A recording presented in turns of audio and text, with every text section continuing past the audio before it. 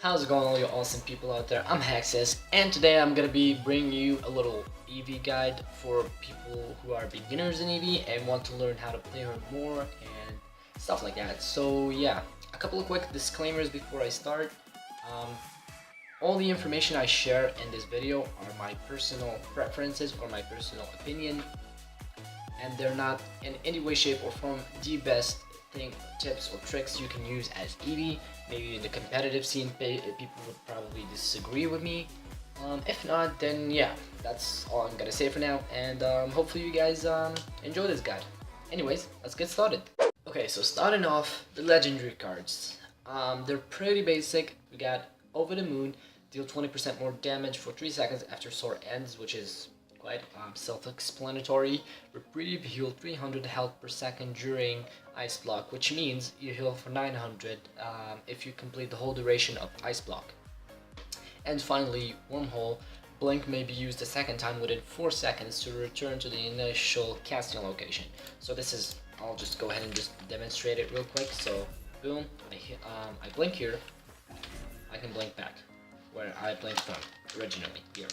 So yeah, they're pretty self-explanatory really, but the question is, which one is for you? Which one do you want to pick?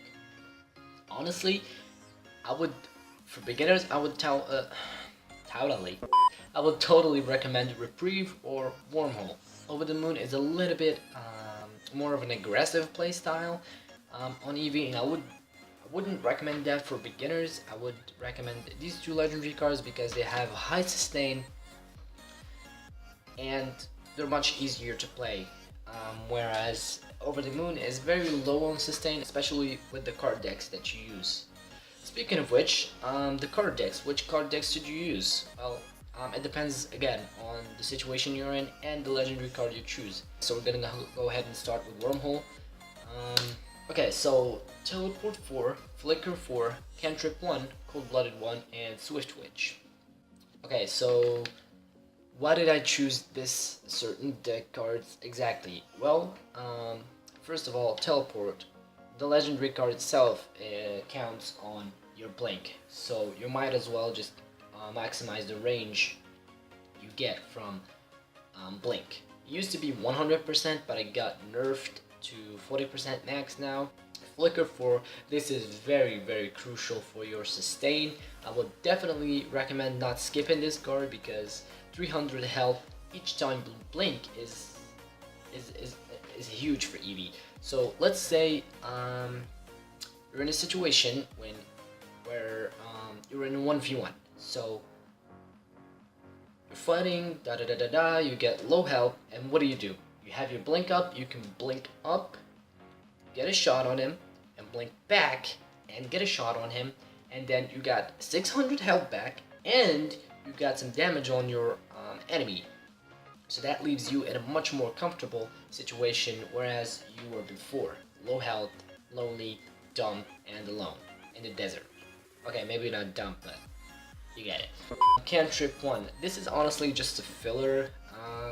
I use it sometimes in situations where I'm fighting someone, he's like very low health, he needs one more shot, so instead of reloading, I just use sword, quickly follow him and get that final shot, and boom, you finish them off. Cold-Blooded, also just a filler. Reduce the cooldown of Ice Block by 1 second because you do need Ice Block sometimes just to save you from sticky situations. Swift Twitch 2, this is just a personal preference. This goes along with Cantrip 1. When I'm following somebody who's trying to escape or trying to finish off someone, I just rely on my source, so I like to go just a little bit faster, 10% faster that is.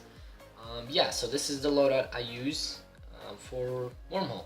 Okay, moving on to Ice Block. Okay, so Cold-Blooded 4, Teleport 4, Flicker 2, Cantrip 1, and Bite Cold 1. Cold-Blooded 4 is obvious. You need your Ice Block as available as possible because it's basically your sustain. The range of Blink is increased by 40%. Teleport 4, that is also huge because it is still your main mobility skills, so you're gonna need the range maxed out on that skill. Flicker 2, the reason why I went just 2 here, because you already get a lot more sustain from your ice block, so there's no reason to go ahead and waste points on Flicker really. Again, Cantrip and Biting Cold are just fillers, so yeah, or personal preference, or whatever you might want to call it. And finally, Over the Moon. Oh fuck, I'm an idiot. So, Great Distance 1, Cantrip 1, Flicker 4, Cold-Blooded 3, and Teleport 3.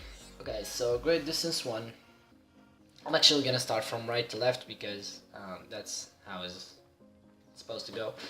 Teleport 3, here your main movement skill is Soar instead of Blink, so the range isn't as maxed out as it could be, but I prefer to just lower it down just a little bit. I went for Cold-Blooded 3 and Teleport 3 because you're gonna use your Ice Block on this build. You're gonna need it for sticky situations, etc, etc. So yeah, say for example there's a Makoa. I'm just gonna use the Makoa reference really. There's a Makoa, you soar in, he grabs you by his hook, and what do? You Ice Block and you get out by your Blink. This is why I wouldn't recommend this playstyle for beginners, because it's just a little bit hard to get used to, so yeah. Flicker 4, obviously, it's your main sustain. This build does not have any sustain but Flicker or cards, which we're gonna get into later. And Cantrip 1, Great Distance 1 are just personal preference, really. You can do whatever you want here. But these three are very crucial to this build, so I would definitely recommend using these. Okay, now moving on. Okay, so you got your deck, you got your build, you're ready to go, you're in a game. So what cards should you get? What items should you get?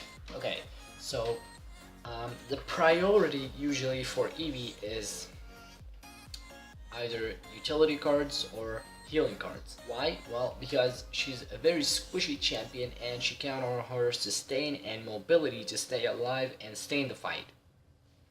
So it depends, again, it depends on the build you're going with. For example, if you're using the Reprieve build, the Ice Block build, you're gonna go for Chronos first. Why? Because you want your Ice Block as available as possible, because that is gonna help you with sustain, and with sustain you're gonna stay more alive and you're gonna be more effective in the battle. Okay, so second priority are red cards. Red cards, honestly, you can go with all these three.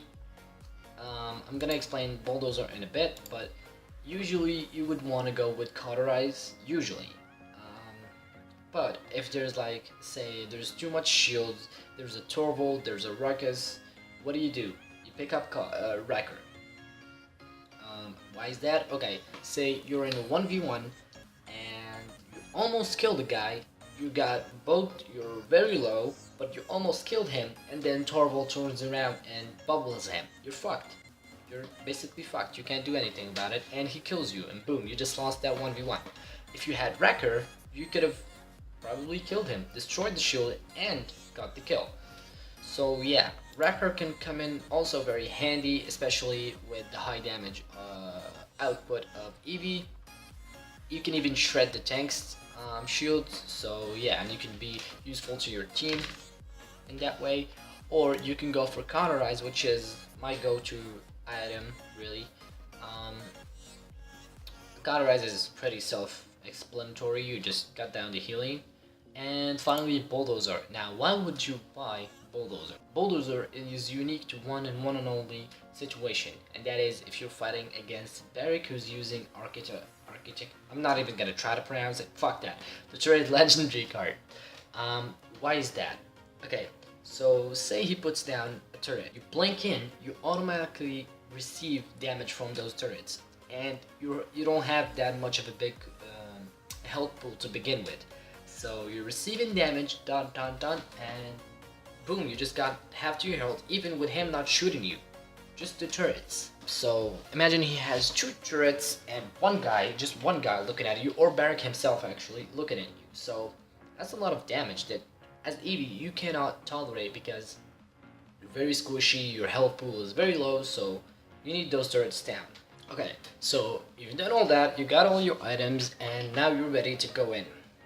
But before you go in, how do you aim? How do you aim with Evie? Um, Honestly, the biggest tip I can give you in here is practice, practice, practice, practice. Maybe you can do some sessions in the shooting range, maybe with, although it's not the best target, but you can use the walk-in or the running pips as targets. They're not too bad for beginners, really, to use like as targets and practice on those. This is a little trick that I like to use with Evie. At the beginning of the fight, what I would do is blink up, get a shot, and maybe use Sora. I don't usually use Sora, I don't know why I used it there, but I use it, whatever. And blink back, and boom. Me from the high ground, and Tara from the low ground, or a lower level, that is. So we'll see how hard it is to actually kill her when she's on lower ground. Pretty hard, let me tell you, pretty hard. And this is here just for entertaining purposes, really. I'm the greatest ever. Okay, so here what I do is blink back, use my sword to get a high ground shot, blink up, get the kill, and boom. Okay, so now you're done with your aiming. Hopefully you're a little bit better now, you're practicing, you're hitting your shots. So what do? What's your positioning in a game? What's your role, more likely, in a game? Okay, so you never want to rush point with Evie because she's very squishy, she can't really sustain herself that well between all that damage. So yeah, middle is a no-go. So what you want to do is use the flank routes. The second thing, okay, so say you flank them successfully. You're in the back line. What do? Be annoying as hell to the enemy team. Why is that? So they can shift their attention to you instead of your team, and your team can easily get some kills and you win a team fight. Okay, so say you went back there, you annoyed the living hell out of them, you got some kills, etc, etc. You don't have to get kills. If you get kills, great success, but if you don't, it doesn't matter. As long as your team win the team fight, it's good. That's success for you. So say the whole enemy team is wiped and your team is capturing the point and you have point pressure. So what do then? You go out zoning. But the thing is, the misconception of zoning is people think that zoning means is you go in, you rush them, and you try to kill them. No, no, no. That's not what zoning is. Zoning is you try to dismount them and keep them busy and away from the point. What I mean by that is you don't have to die while you're zoning. Actually, you shouldn't die while zoning. Because if you die, you might just give them a chance to take back the objective.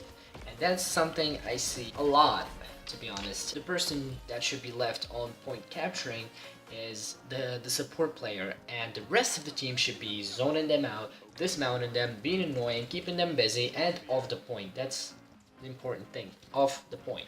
Just keep practicing, you'll get better with this. I die for zoning sometimes, I get greedy for kills, or I don't notice an enemy or whatever, and I die for it. So yeah, I mean, even in esports, they die for zoning sometimes. So don't beat yourself up too much for it. It happens. If you die, you died. It doesn't matter. It's just practice, and try to have fun with it. Like, try to push the limits sometimes, see where you actually can push, so you know who you're dealing with and what's the major threat to your team or to yourself for that matter. Alright, moving on. Okay, now for the final and the most important tip I can give you to play Evie. Or any champion for that matter. Yeah, this can apply to any champion. Get skins, son! Get you some skins! Well, because skins are... On a serious note though, hopefully you guys enjoyed this guide and learned a thing or two about playing Evie. And if you're wondering you should start playing her, I would definitely recommend it because she's so much freaking fun, it's actually stupid.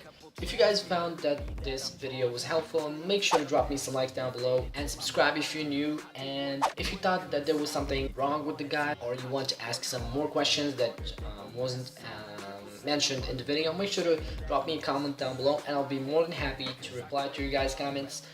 I usually reply to every comment, all 5 of them or 3 of them. Yeah.